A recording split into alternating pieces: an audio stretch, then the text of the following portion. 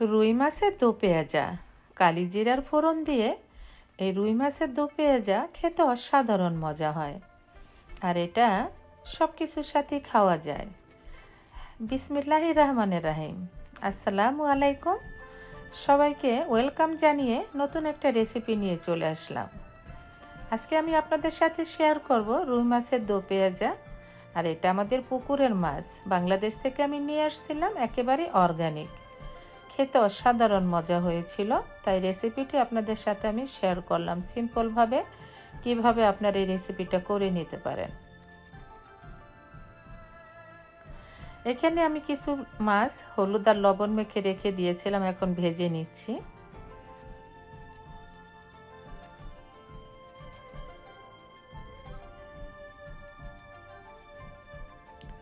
আর এটা আমি একেবারে কড়া করে ভাজবো না, জাস্ট মোটামুটি ভেজে নিলাম।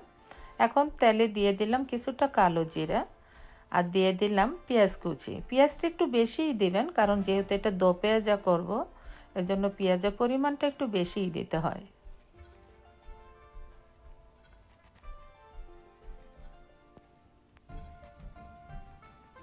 আর দিয়ে দিলাম কিছু তেজপাতা। একটু নেড়ে চেড়ে পেঁয়াজটা একটু হালকা ভেজে নিব। অ্যাড করে দিচ্ছি কিছুটা লবণ। লবণটা আপনাদের স্বাদ অনুযায়ী দিবেন, লাগলে আবার পরে অ্যাড করতেও পারবেন। এখন দিয়ে দিলাম একটা টমেটো কুচি। আমি বড় একটা টমেটো একেবারে কুচি করে নিয়েছি, কিউব করে কেটে।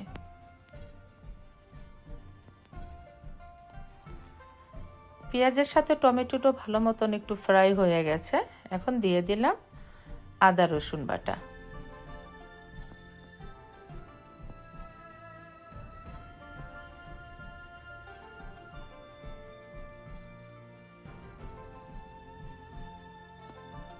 আদা রসুনটা একটু নেড়ে চেড়ে এখন দিয়ে দিলাম হলুদের গুঁড়া পরিমাণ মতো,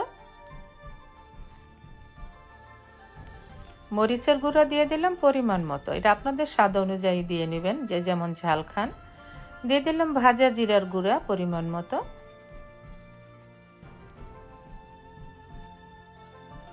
আর দিয়ে দিলাম ধনিয়ার গুঁড়া পরিমাণ মতো।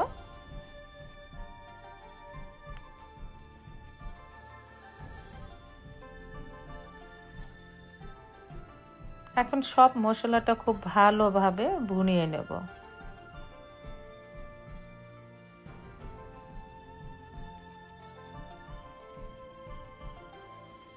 এখন একটু গরম পানি অ্যাড করে দিলাম, যাতে মশলাটা আমি আরো ভালো মতো একটু ভুনিয়ে নিতে পারি।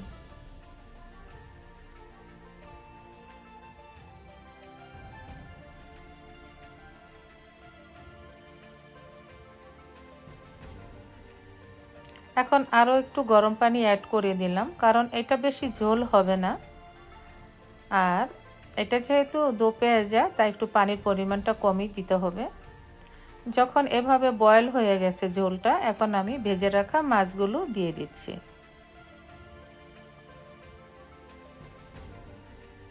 আর পুকুরের মাছ অর্গানিক বলে কথা, অনেক মজা হয় এই মাছগুলো রান্না করলে।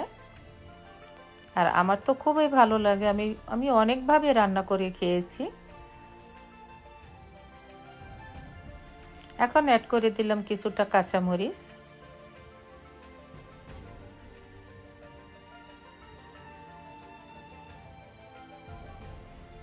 কাঁচামরিচগুলো একটু আমি ঝোলে ডুবিয়ে দিলাম।